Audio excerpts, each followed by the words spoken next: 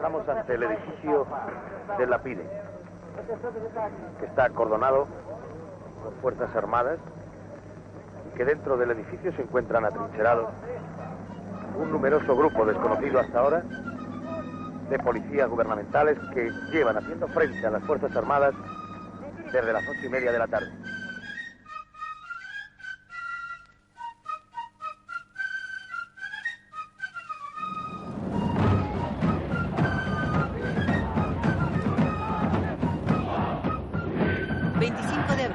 La dictadura cae en Portugal. Un levantamiento militar derriba el régimen en menos de 12 horas, sin derramamiento de sangre y entre los vítores de la población.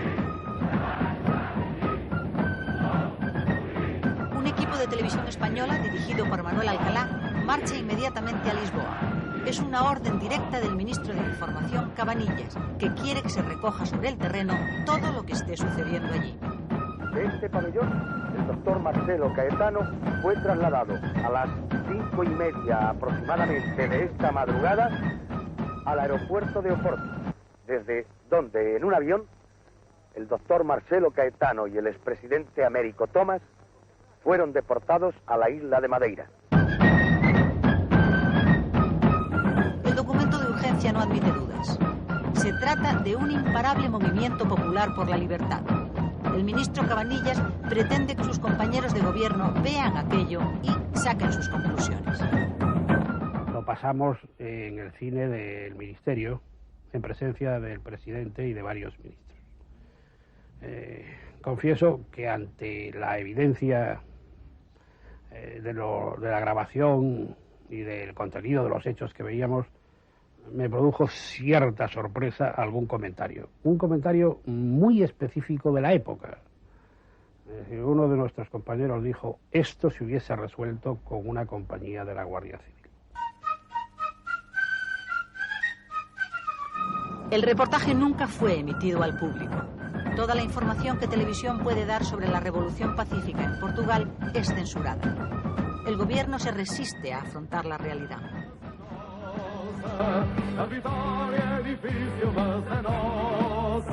Los sucesos de Portugal y su carga simbólica, de ejemplo cercano, tienen en España el efecto de un bombazo. La Revolución de los Claveles contiene enseñanzas para todos. La prensa progresista, por ejemplo, despliega su alborozo en torno a un argumento. La libertad es posible y puede conquistarse sin sangre si el pueblo la apoya.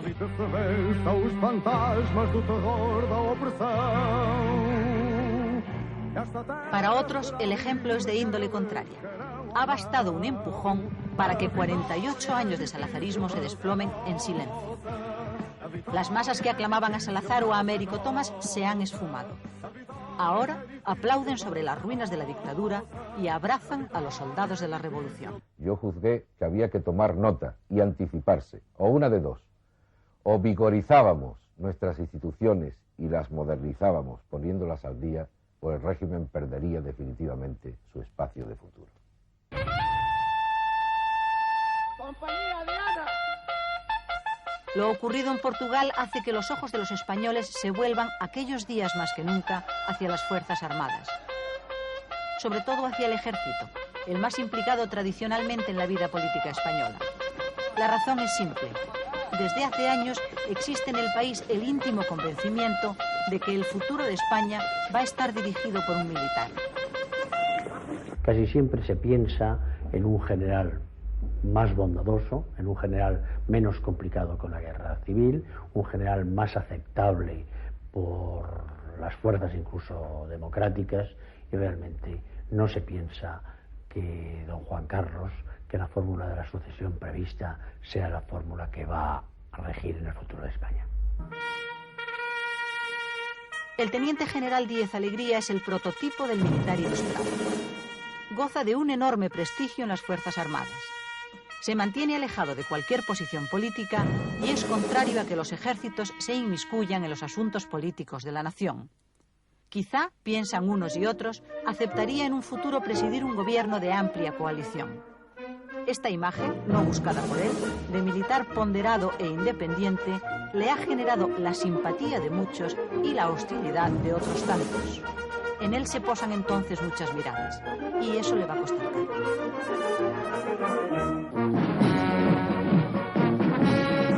De momento la población se pregunta qué piensa en realidad el ejército español.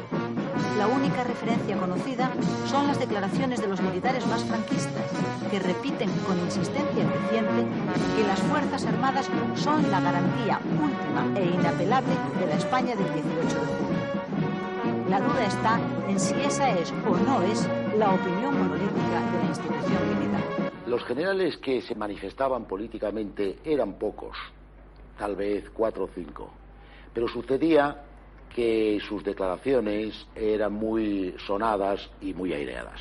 Honor, por tanto, siempre a los que dieron todo por España. Noble perdón, qué duda cabe a los culpables. Alerta permanente ante los enemigos de la patria y transmitamos nuestra antorcha de sanos e inmutables ideales a las generaciones venideras que habrán de mejorar sin duda la grandeza de España. ¡Viva España! ¡Viva! ¡Arriba España! ¡Arriba siempre! ¡Arriba siempre España! ¡Arriba siempre! ¡Y viva nuestro director general! ¡Viva toda la Guardia Civil! Habían pasado 35 años desde que terminara la guerra civil y todos los altos militares del ejército habían participado en ella y la mayoría incluso en sus prolegómenos. Estos altos mandos de las Fuerzas Armadas procedían de las academias militares. Muchos de ellos, en el ejército, habían sido cadetes de Franco cuando éste dirigió la Academia General de Zaragoza. Una veintena de generales, todos los coroneles, la mayoría de los tenientes coroneles y la tercera parte de los comandantes son antiguos alféreces provisionales que se incorporan al ejército durante la Guerra Civil. Todos estos militares eran leales a Franco y al régimen. Diría que por principios. Una lealtad firme pero sin estridencias.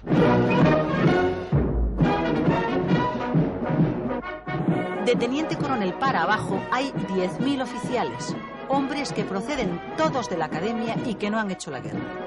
Precisamente la abundancia de altos mandos procedentes de la guerra civil es la causa que ha dificultado su ascenso y que les ha obligado a pasar más de 20 años de su vida profesional en los empleos de teniente y capitán. En materia de opinión, estos oficiales cuentan muy poco. Aunque por razones de formación, de entorno profesional y en muchos casos familiar, no puede decirse que estos militares fuesen sustancialmente distintos de los de la guerra, su mentalidad sí era distinta. Los cursos en el extranjero, el estudio de carreras civiles y el pluriempleo por las tardes, tantas veces necesario para vivir con decoro, habían abierto las mentes. En general, salvo excepciones, no puede decirse, creo, que estos militares estuviesen politizados en uno u otro sentido. Solo un pequeñísimo núcleo de oficiales dentro del conjunto de las Fuerzas Armadas tiene entonces una activa aspiración de un futuro democrático para España. Son jóvenes, altamente cualificados y abiertamente progresistas. A ellos, lo sucedido en Portugal sí les da impulsos y esperanzas. Lo ocurrido en Portugal significó un gran entusiasmo para la mayoría de los militares que teníamos ya una ideología más o menos democrática. Y entonces, cuando ocurrió lo de Portugal, se reavivó nuestro afán de hacer algo positivo por llevar la democracia al pueblo.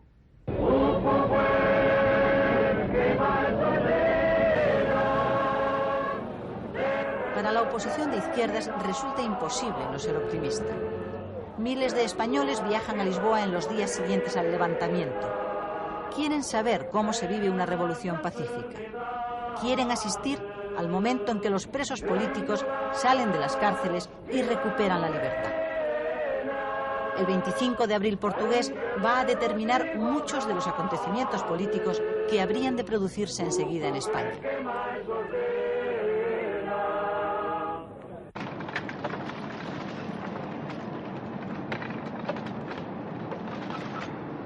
...28 de abril. En las páginas del diario Arriba, órgano oficial del movimiento, sale publicado un manifiesto de José Antonio Girón que suena como un aldabonazo en la vida política española.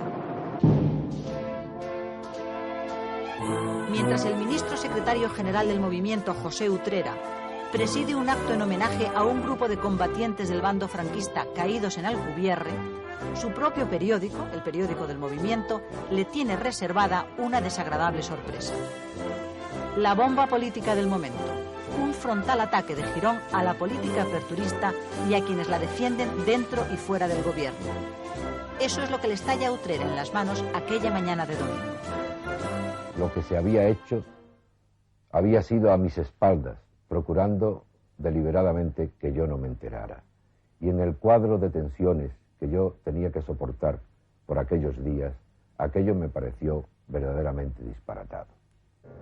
El propósito declarado de José Antonio Girón es el de asestar un certero y definitivo golpe a Pío Cabanillas. Su proclama va dirigida a cortar de raíz cualquier intento liberalizador por parte de algunos ministros, cada vez los menos, y cualquier inclinación cada vez más débil en ese sentido del presidente Arias. Denuncia la venta libre de periódicos extranjeros donde se ridiculiza la figura de Franco y extiende su protesta ante la actividad de los jóvenes aperturistas del régimen. Girón, sin embargo, intenta dejar fuera de sus ataques al presidente Arias y al ministro Utrera, aunque eso sí, les previene contra sus colaboradores más cercanos. Aunque aquello no se hiciera con deliberada voluntad de dañarme, lo cierto fue que mi posición en el gobierno se debilitó. Aquello fue fundamentalmente un gravísimo error político. La prensa reacciona casi unánimemente contra lo que ha bautizado como el gironazo, pero el golpe asestado al gobierno es muy serio y se deja sentir de inmediato. Todos tienen presente la gran influencia que Girón ejerce en el entorno del Pardo y eso le da a sus palabras una dimensión de mucha mayor trascendencia.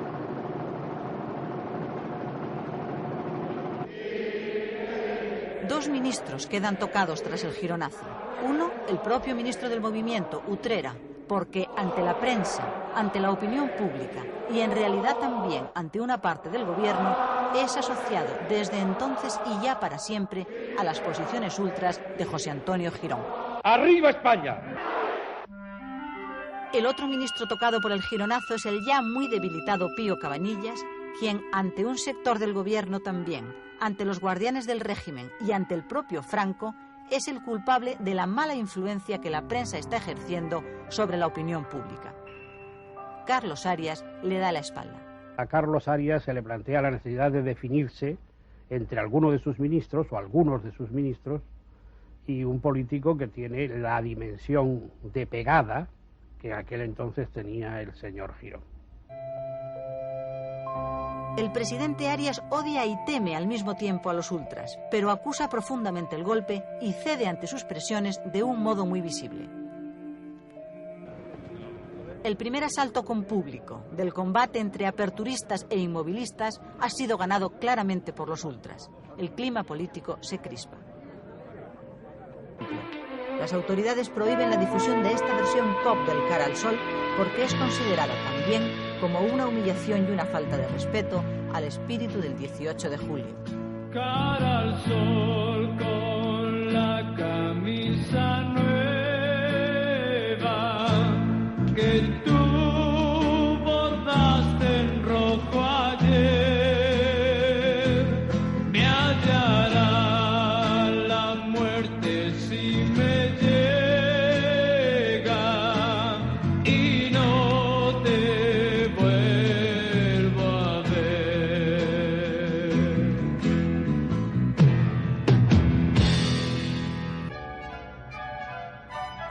Mediados de junio. El teniente general Díez Alegría es cesado como jefe del Alto Estado Mayor. El presidente Arias se había plegado de nuevo a las presiones de los inmovilistas, a los que ya se llamaba el búnker.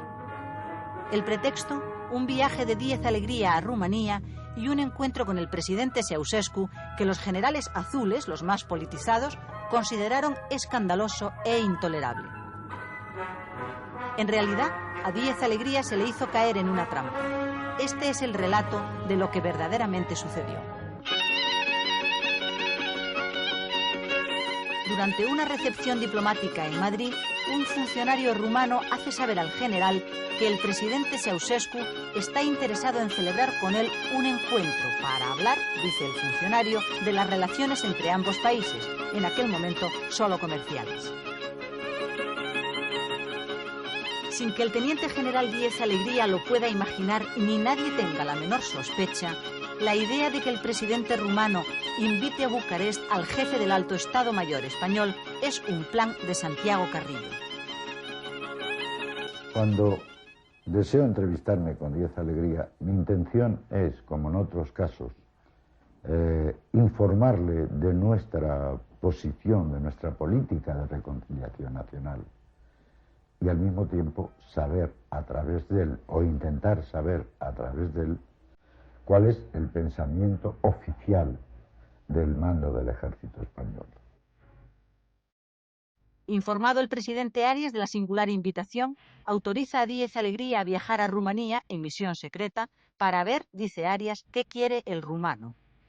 El viaje se disfraza oficialmente como visita turística, según idea del propio Arias, y Díez Alegría emprende pues el camino acompañado de su mujer y de un grupo de amigos. Cuando me entero de que Díez Alegría ha aceptado la invitación de ir a Rumanía, de acuerdo con Ceausescu, yo me traslado también a Bucarest. La idea es intentar, puesto que el jefe del Estado Mayor está allí, tener una entrevista con él en condiciones en que se puede garantizar plenamente la seguridad de que nadie va a enterarse. El jefe del Alto Estado Mayor, que sigue sin saber lo que quiere Ceausescu de él, hace primero el anunciado recorrido turístico por Rumanía y por fin, el día 1 de junio, es recibido por el presidente rumano. En un edificio contiguo a la residencia de Ceausescu, Santiago Carrillo espera. Ceausescu plantea al general dos cuestiones principales. Una, el papel que las Fuerzas Armadas puedan jugar en el futuro político de España. Díez Alegría se muestra contrario a una intervención de los militares en la vida política. La segunda cuestión es más concreta. El papel que él, el teniente general Díez Alegría, pudiera jugar personalmente en un proceso de cambio político. Ese era un punto que interesaba muy especialmente a Carrillo. En un momento determinado, nuestra preocupación es encontrar la bisagra que permita un cambio pacífico del sistema dictatorial a la democracia. No viendo todavía la posibilidad de que lo sea don Juan Carlos, un general podría desempeñar ese papel, puesto que la cuestión es neutralizar al ejército. Díez Alegría rechaza de plano esa idea. En vista de ello, Ceausescu no se decide a sugerir al general que celebre el proyectado encuentro con Carrillo. Y no es hasta bien entrada la noche cuando un funcionario del gobierno insinúa a Díez Alegría la posibilidad de ese contacto con el líder comunista. Pero el general se niega. Entonces, no veo a Díez Alegría, converso con Ceausescu sobre lo que ha sido su entrevista, confirmo mi idea de que Díez Alegría es un hombre liberal, pero salgo de Bucarest en el mismo avión que Díez Alegría, sin conocernos, sin haber podido encontrarme con él. Según cuenta el propio Díez Alegría, los generales azules presionan al presidente Arias para que le cese. Arias se defiende débilmente y no asume su responsabilidad. Como las presiones aumentan, Carlos Arias, acompañado de los 3 ministros militares, acude a plantearle el asunto directamente a Franco.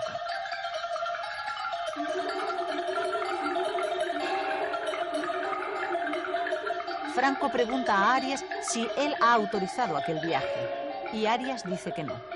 El jefe del Alto Estado Mayor es cesado. La noticia de la destitución estuvo envuelta en falsedades y rumores, pero al teniente general Díez Alegría se le negó la oportunidad de desmentirlos.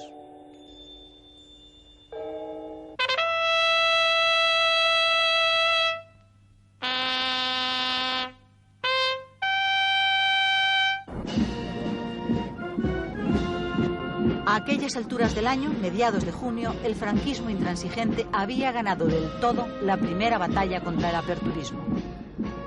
En Barcelona, y ante una asamblea de dirigentes locales del movimiento, el discurso de Carlos Arias no admite dudas. El presidente ha dado marcha atrás. Es también un resultado más del gironazo. El espíritu del 12 de febrero, y utilizo la frase popularizada por algunos medios informativos, existe. Pero este espíritu ni puede ni quiere ser nada distinto del espíritu permanente e indeclinable del régimen de Franco desde su hora fundacional.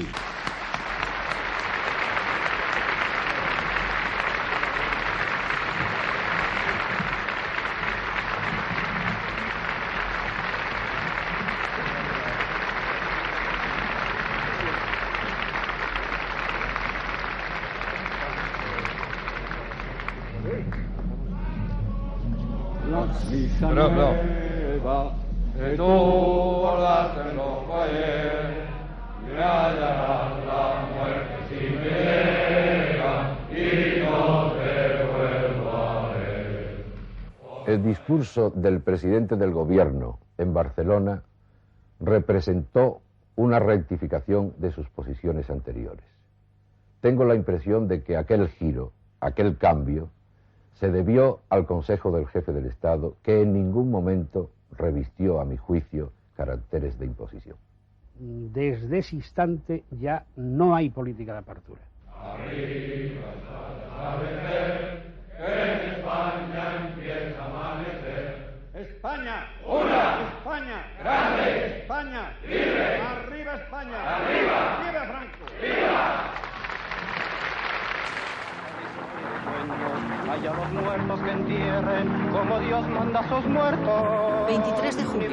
El Partido Comunista de España celebra en Ginebra un multitudinario mitin al que acude desde Moscú Dolores Ibarra, la pasionaria. Somos el ser que se crece, somos un río derecho, somos el golpe temible de un corazón. Los movimientos políticos se están sucediendo con rapidez vertiginosa aquel verano de 1974. Mientras la España oficial da por muerto el espíritu del 12 de febrero, el líder comunista Santiago Carrillo está intensificando sus contactos con otras fuerzas políticas españolas. Quiere crear un frente único de oposición al régimen. Sus apariciones públicas se hacen cada vez más frecuentes.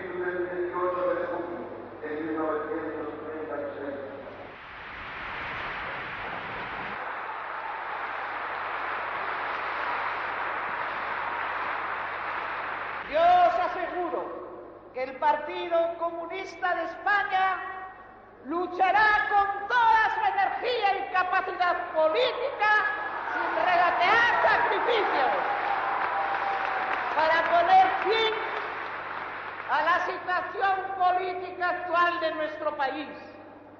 Pero no solos, sino junto a todas las fuerzas políticas con sentido de responsabilidad histórica para hacer de España la patria de todos los españoles.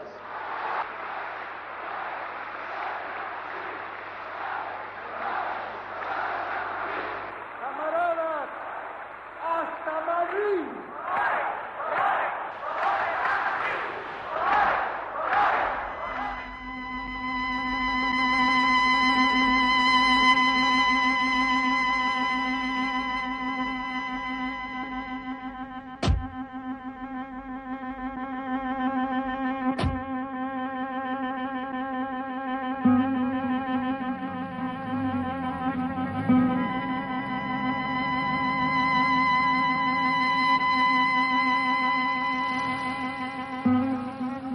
Estaba previsto, pero nadie lo esperaba. Franco se ha puesto enfermo. Tiene 81 años y es la primera vez que ingresa en un hospital. Todas las incógnitas del futuro se agolpan en ese instante.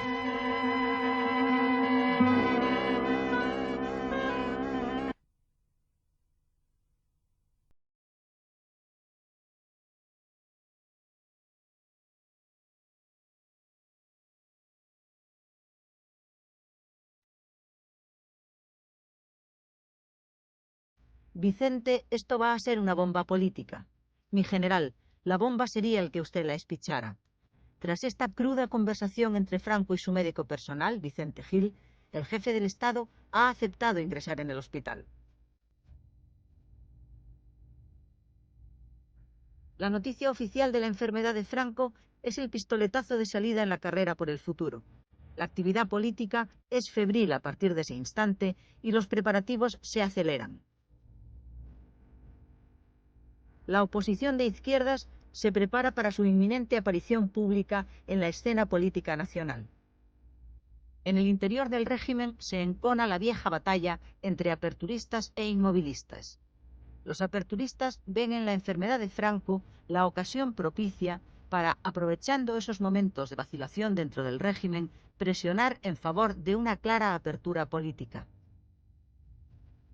Los inmovilistas responden atrincherándose tras las instituciones y advirtiendo públicamente que no van a tolerar desviaciones ideológicas. Hay un término que está en todos los labios: apertura. Pero cuando nombramos este término, no pretendemos jugar con las palabras. La apertura para nosotros, entiéndase bien, no puede ser otra cosa que un proceso en el que se culmine, al nivel del tiempo que hemos alcanzado, los ideales germinadores del 18 de julio de 1936. No es apertura aquello que rompe la fidelidad de nuestros orígenes, que represente abandono de las esencias doctrinales y políticas que han dado su dignidad espiritual a la legitimidad del régimen. Que quede esto bien claro.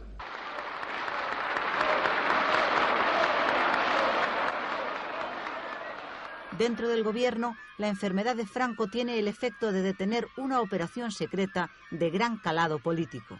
Un plan para desmantelar la Secretaría General del Movimiento, el Ministerio del Partido Único. Las copias del borrador del decreto llegan a manos de su titular. Al tener en mi poder los decretos que disolvían la Secretaría General del Movimiento, puesto que se repartían sus funciones entre el resto de los departamentos ministeriales, tuve conciencia evidente de que lo que se pretendía era aniquilar el movimiento, que era el único que se resistía a la liquidación del régimen.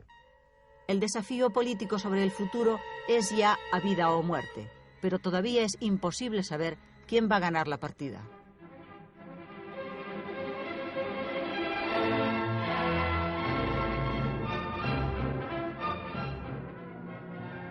Hay una meditación para cada 18 de julio como fecha motor de la última historia de España.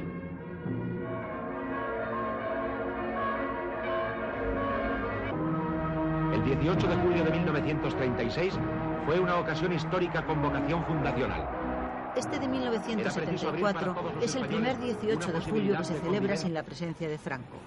Todo un símbolo para la clase política española. El estado de salud de Franco no le permite hacer frente a sus responsabilidades como jefe de Estado, pero los compromisos internacionales tampoco permiten prolongar por más tiempo esta situación.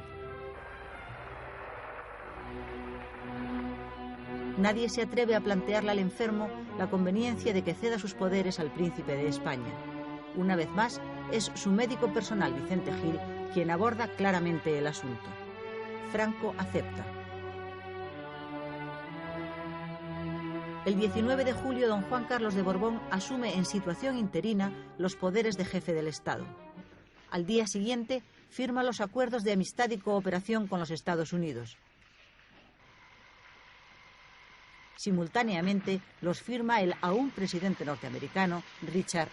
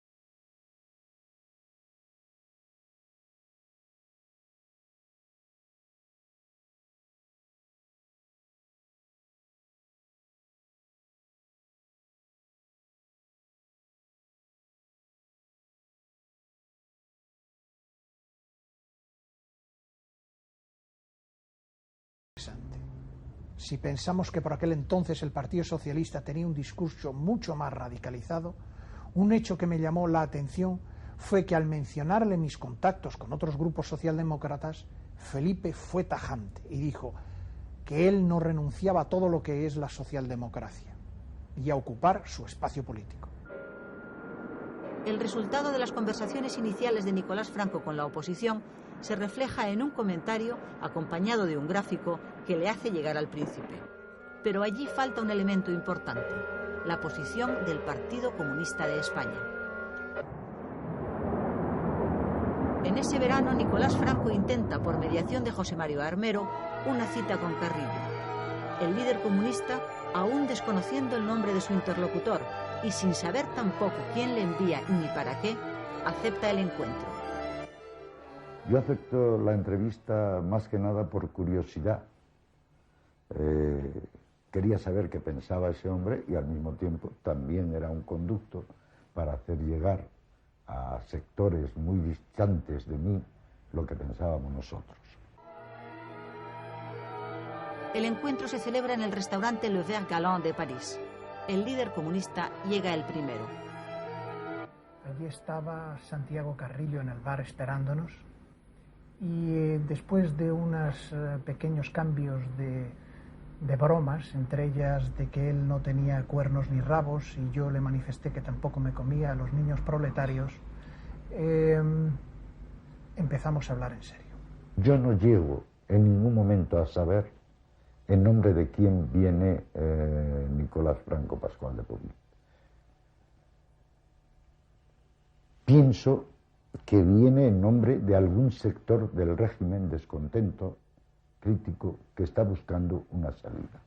Y lo pienso porque en el transcurso de la conversación Nicolás Franco me da elementos suficientes para comprender que él está pensando también en un cambio de sistema. No puso ninguna condición para ayudar al proceso hacia la democracia y yo diría que sus condiciones fueron inclusive menores que las de los demás grupos que yo entrevisté. Él indudablemente consideraba al príncipe una continuidad de Franco, pero le daba el elemento de la duda. Él tenía el convencimiento de que las masas y las fuerzas políticas que él podía dirigir tendrían una enorme influencia en el proceso político español y por lo tanto había que contar con él muy importantemente. Claro, la democracia va a ser real si los comunistas podemos jugar en ella. Si es una democracia restringida, reducida, no sería, desde nuestro punto de vista, y pensamos que para Europa, un auténtico cambio democrático. En cuanto a la legalización del Partido Comunista, no era el momento y no se planteó. De los contactos celebrados por Nicolás Franco se desprende lo que era una realidad. Las fuerzas políticas de oposición, especialmente la izquierda, o rechazan el papel del príncipe en el futuro o ni siquiera llegan a tener en cuenta su existencia. Si Juan Carlos llega al trono traído por Franco, el Opus y el movimiento no podrá establecerse más que manteniendo una dictadura mucho más dura. Frente a esa monarquía, nosotros diremos democracia, libertad, república. En una cena que convoca Joaquín Garrigues Walker en Aravaca, 20 o 30 personas bastante significativas, señalamos nuestro pensar sobre qué va a ocurrir en el futuro de España. Y es curioso que ninguno señala lo que luego ocurrió. Nadie pensó que don Juan Carlos iba a traer una monarquía popular y representativa. A comienzos del 74 no se tenía conciencia de que hubiera absolutamente ninguna relación de miembros del partido con el príncipe. Y yo creo que se podría decir incluso que en los análisis políticos que el partido hacía no se contaba, para entendernos, no se contaba con la persona o con la figura del príncipe como un elemento que influyera o incidiera en el propio análisis político.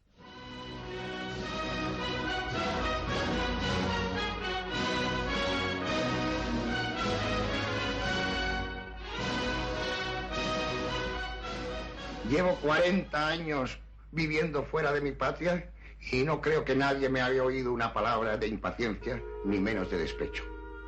Desde su exilio voluntario en Estoril, el padre del príncipe, don Juan de Borbón, hijo de Alfonso XIII y heredero por lo tanto de los derechos dinásticos, manifiesta también serias dudas sobre la clase de monarquía que su hijo va a encarnar.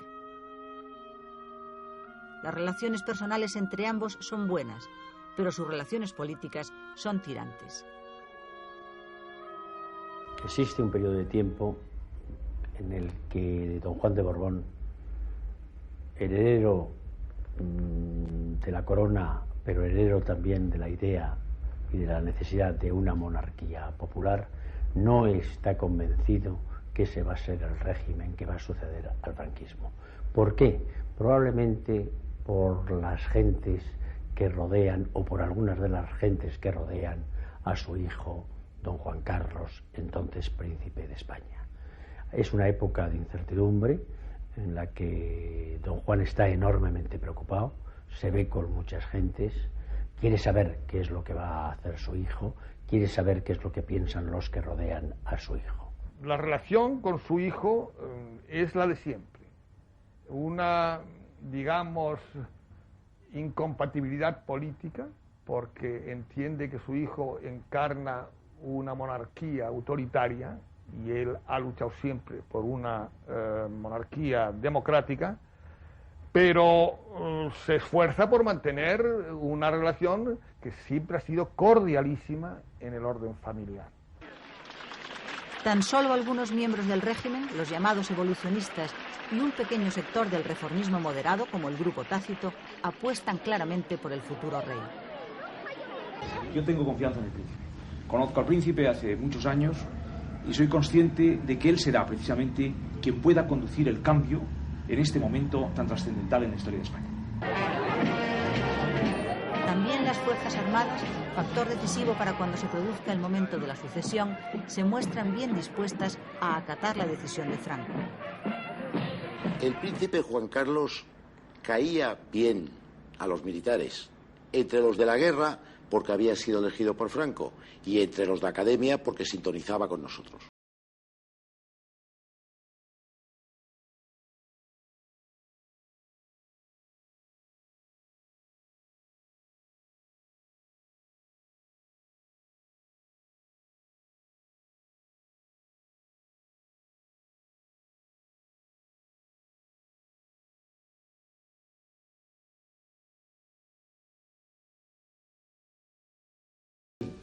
Que la esencia de nuestra monarquía está en la unión del rey con su pueblo. Cuando esta unión se rompe y el rey no sabe interpretar sus deseos y necesidades, se pierde la razón de ser.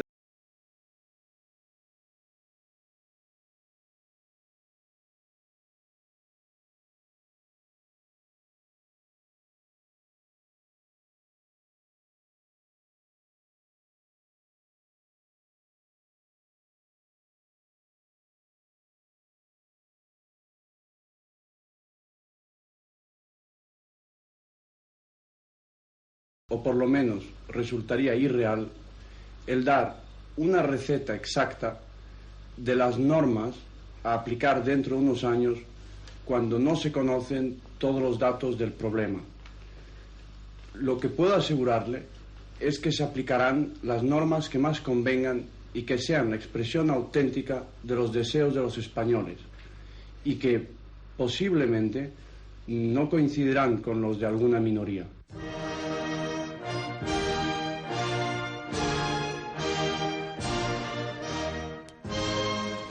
Si dentro de España la discreción y el silencio del príncipe resultan aconsejables, fuera del país sucede lo contrario. El futuro rey sabe que necesita ganarse la consideración y el respeto de otros gobernantes. Entre otras razones, porque el apoyo de los líderes occidentales a esta monarquía va a resultar imprescindible para el momento del cambio. Una anécdota ilustra la labor que don Juan Carlos cumple en todas sus salidas al extranjero. Sucede en septiembre de 1972.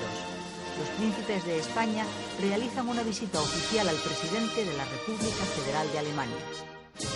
Los saludos fueron correctos, pero el ambiente era frío. porque al presidente alemán Heinemann, un socialdemócrata, no le hacía gracia ninguna recibir al príncipe franquista, como lo llamaba, pero el gobierno alemán había insistido. El encuentro, que se preveía rápido y de protocolo, se prolongó casi una hora más de lo anunciado. La extrema cordialidad mostrada por el presidente alemán en la despedida a los príncipes sorprende a todos. ¿Qué había pasado? Según se contó en Bonn, y el príncipe mismo después me lo confirmó, después del almuerzo, el presidente, de un tono algo paternalista, se había dirigido al príncipe y le había preguntado cuáles eran sus planes, sus aspiraciones, sus esperanzas.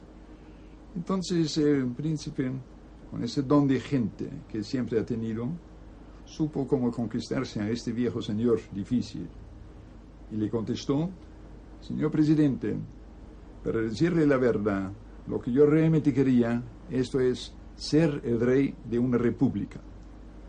Y con esta contestación sorprendente rompió el hielo y el presidente resolvió profundizar la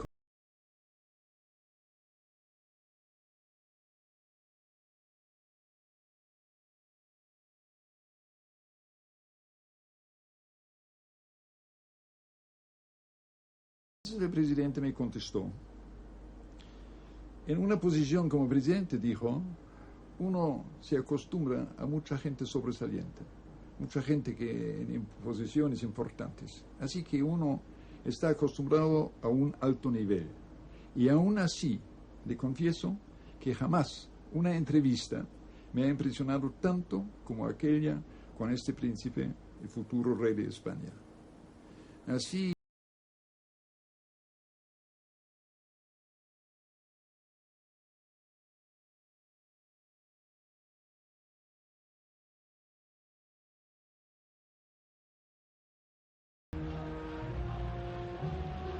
...30 de julio. Franco se ha recuperado y abandona el hospital.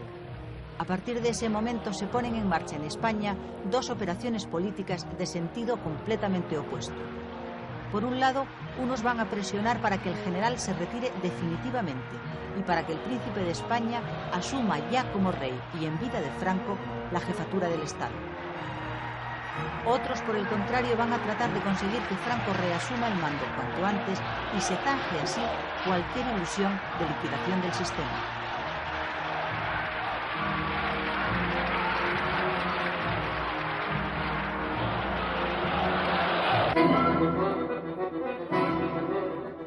El mismo día en que Franco abandona el hospital, se presenta clandestinamente en Madrid y públicamente en París la Junta Democrática de España.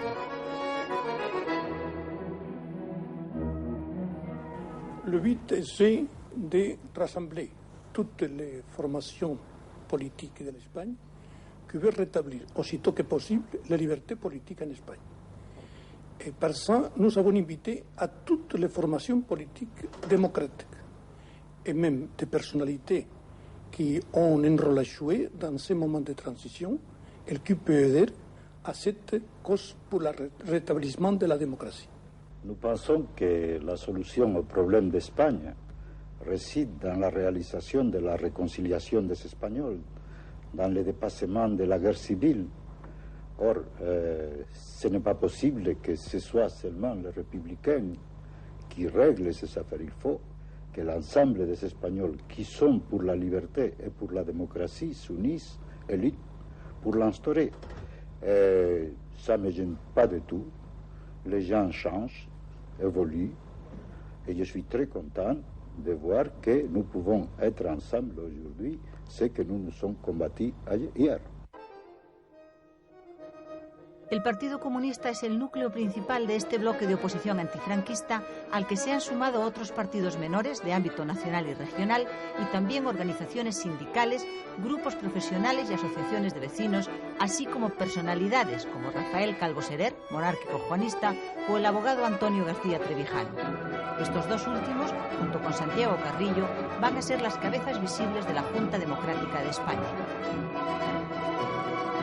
La aparición de la Junta es acogida con entusiasmo por muchos españoles que quieren incorporarse a un esfuerzo común en favor de la democracia. Muy pronto proliferan en España multitud de juntas democráticas de ámbito regional, local, de barrios o de grupos profesionales o ciudadanos.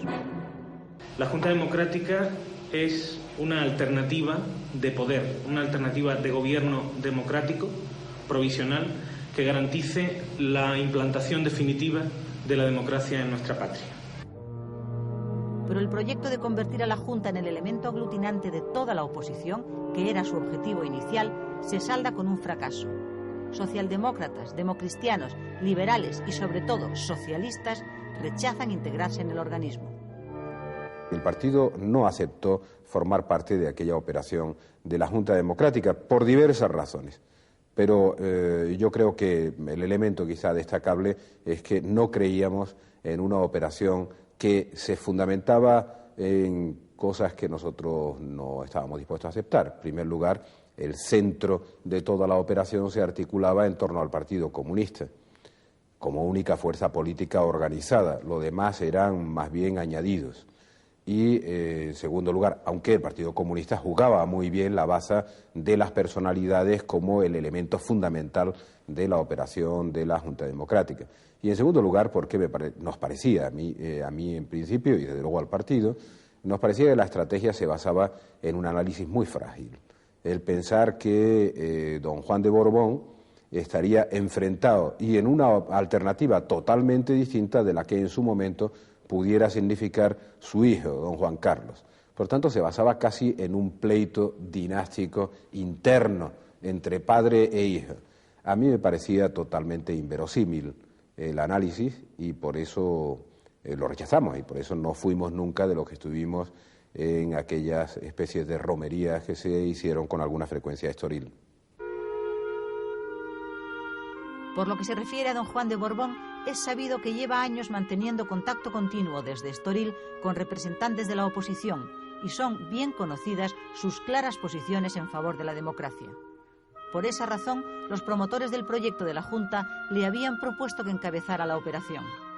La idea es que don Juan de Borbón haga unas declaraciones al periódico francés Le Monde a las que se iban a sumar públicamente después los partidos y personalidades que luego constituirían la Junta. Según el análisis de la propia Junta, esa toma de posición del conde de Barcelona le colocaría a la cabeza de la acción por un cambio pacífico político en España. Le hacemos la propuesta, la Junta Democrática, y le hacemos Antonio García Trevijano y yo le hacemos en nombre de la Junta Democrática de que se pronunciase claramente por la monarquía democrática, en unas declaraciones. En principio, don Juan ve bien, el conde de Barcelona ve esta posición de la Junta, pero dice que quería hablar con su hijo.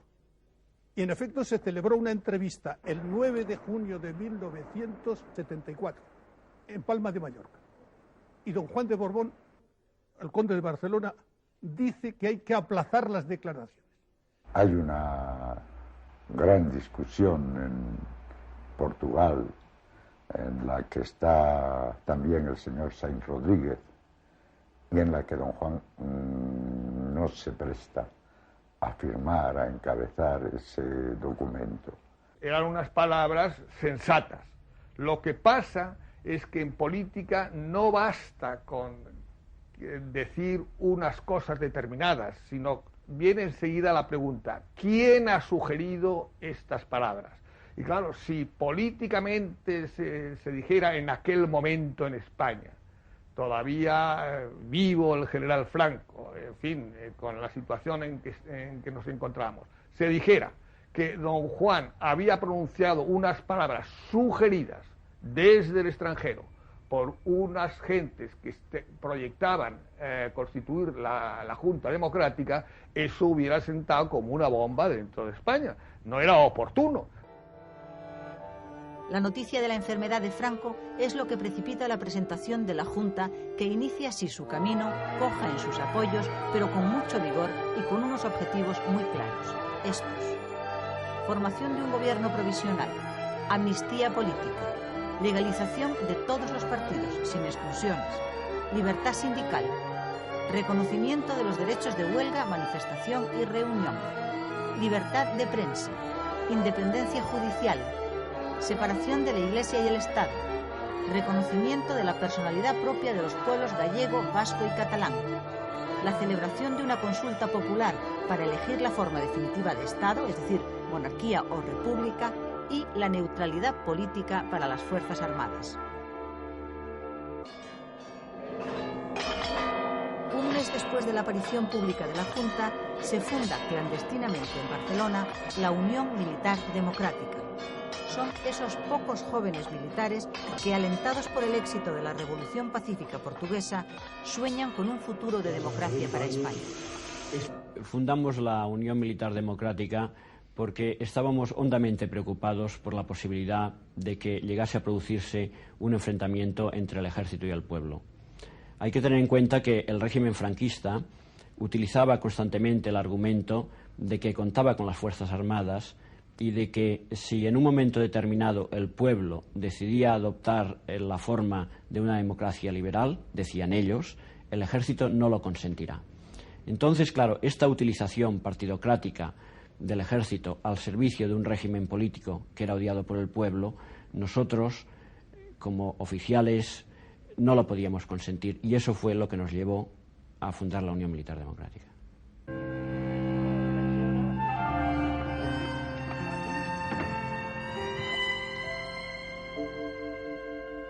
Mediados de agosto.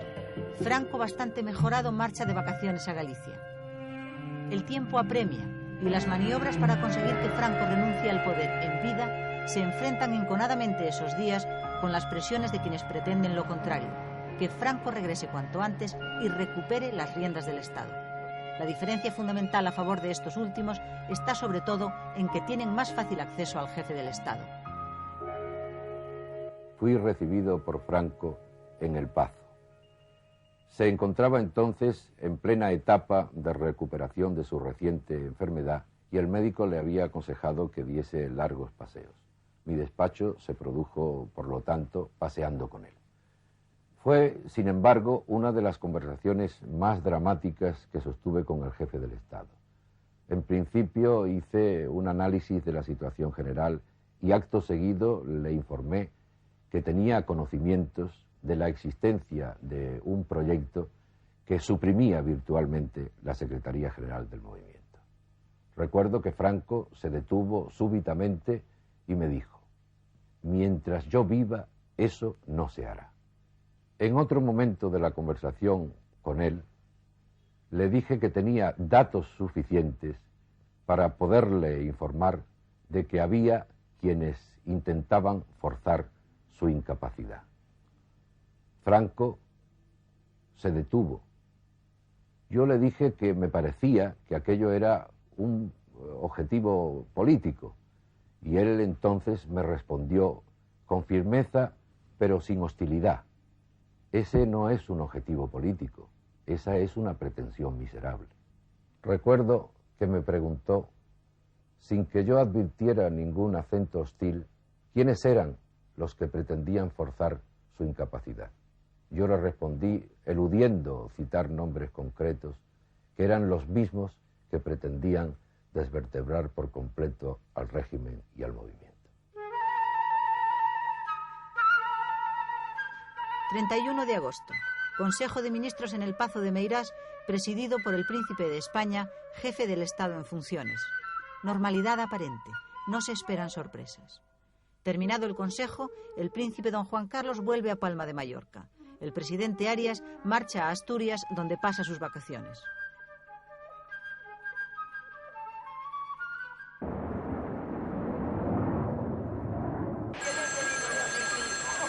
Cuando, recién llegado a su casa, Carlos Arias coge el teléfono, no da crédito a lo que oye. Es el marqués de Villaverde quien le comunica que Franco reasume el poder. Luego le habla Franco y solo le dice esto: Arias, ya estoy curado. Por ese mismo procedimiento, una escueta llamada telefónica, a don Juan Carlos de Borbón se le notifica que ya ha terminado en su función interina de jefe del Estado español. Casi todos los ministros del gobierno se enteran de la noticia cuando la da la televisión. ¿Qué había detrás de una decisión tan fulminante y de una desconsideración tan llamativa hacia los representantes de las más altas instituciones del país? Sinceramente, estimo que la decisión fue personal y calculada, y tan calculada que se toma justo cuando acaba de marcharse el avión del príncipe y acaba de marcharse también el presidente del gobierno. No se transcurren muy pocas horas. La decisión de Franco es en efecto calculada, pero de ningún modo repentina. Franco tenía decidido en secreto su regreso desde por lo menos 2 días antes de que el Consejo tuviera lugar, y así se lo había confesado a uno de sus ministros. 2 días antes de celebrarse el Consejo de Ministros en La Coruña, Franco me dijo que había decidido reasumir sus funciones y que pasado un tiempo prudencial trataría de reconsiderar su decisión. Le pido, me dijo, que sea discreto y no comente lo que le digo. Y a continuación me dijo, ¿cuál es su opinión? Y yo rápidamente le dije que debe volver para realizar un cambio empezando por mí, pero que debe volver. Y entonces Franco me contestó, es necesario.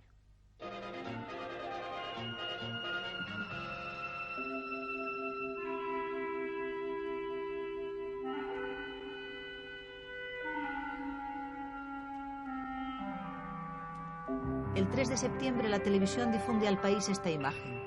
Franco vuelve a jugar al golf. Y este mensaje. España vuelve a la normalidad.